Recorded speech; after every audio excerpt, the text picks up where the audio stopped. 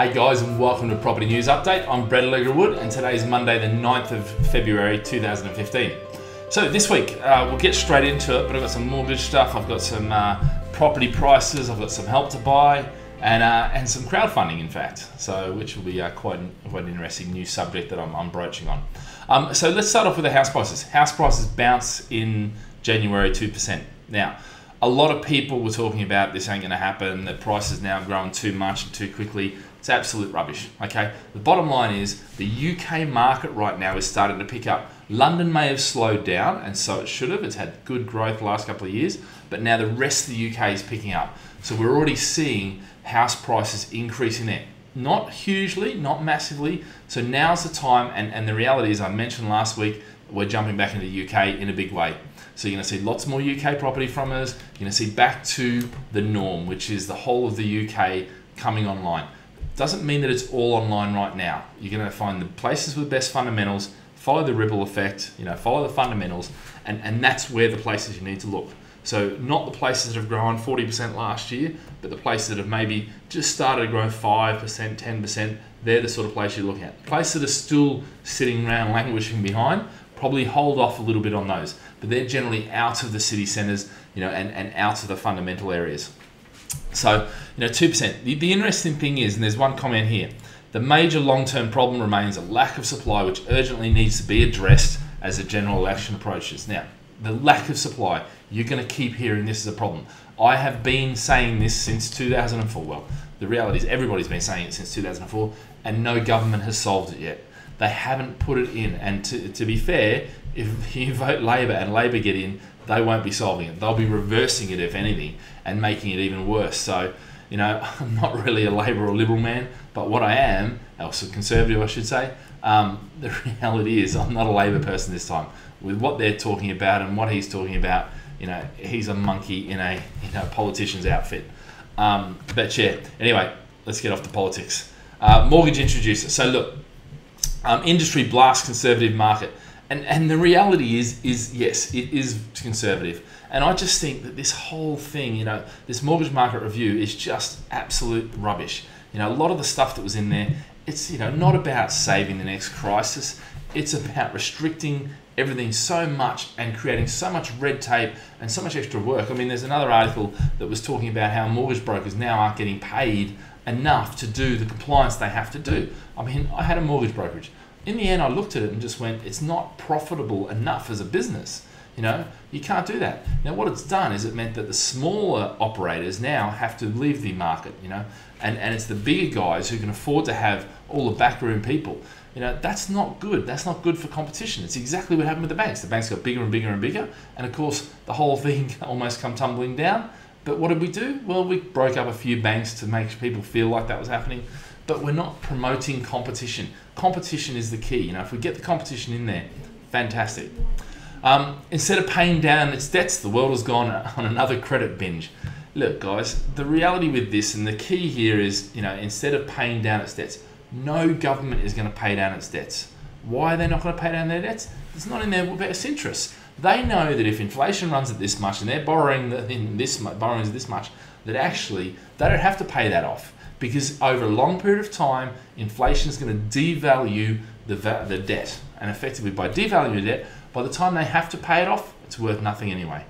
Okay? Now, we can use the same principle that all these governments around the world are using, and this is why they're borrowing more and more and more to fund all these programs, which technically they can't afford, and certainly from us as a household, we couldn't afford to keep borrowing because we don't control the currency. We don't control the printing of the currency. If we did, and this is why counterfeiting is such a large crime, because they can't allow us to do that. And this is why Bitcoin, they don't like things like Bitcoin, because it's regulated in a really good way. The market regulates it rather than individuals. But yeah, so don't ever expect debts to be paid down. The debts are going to get bigger and bigger and bigger. And all that's going to happen is it's going to go from hundreds of billions to trillions, and then whatever the decitrillions or whatever the things they're called. It will keep going up and up and up, and it'll never get paid off. So don't even think about it. This really is a misleading type of article. Help to Buy. Who has it really helped? Now, the interesting thing with this is Help to Buy actually, I think, has been a really good scheme. It's really promoted not so much to the experienced investors and to our clients, but certainly the average man on the street who wants to get into a house, the younger generation, it's brought down the average age to about 37 of the first house, which is fantastic. So it's been an absolute success. What it has done though is really it's stimulated the prices, and look, the big problem is we're not building enough houses. There aren't enough developers out there able to get the planning permission through and all these sort of things happening to build more. If we did that and we solved that problem, again, things would be very different, but they're not, and they're not going to change, I don't think. Okay. Now, the interesting thing here, I just mentioned here, impact of Help to Buy. House prices are up. They were heading up anyway. The trend hasn't changed through Help to Buy. Okay. But property transactions have stalled. Okay. Now, the interesting thing is property transactions have stalled, and they have. But you would expect that coming into winter. Okay. So how much of this is seasonal and how much of this is actual fundamentals? We'll see. Okay. And then finally, construction has been disappointed. Really, we want construction going up like this because we want more houses built and we need more investors investing in off plan. Why? Because then they can get through to completion and then people can buy that at completion. It's all works perfectly if they would just step back and let the market run, through a competitive market rather than a highly regulated market. So the final one, eat like a caveman, winner of the diet wars. What does that have to do with property? I thought it was quite interesting because the Paleo diet was the winner for the most body weight lost over 21 days. Okay, so you think, great, I'm going to go out and do the Paleo diet. And this is like so many investments. Okay, they come in with this major pitch. Lose the most weight in 21 days guaranteed, or whatever it is.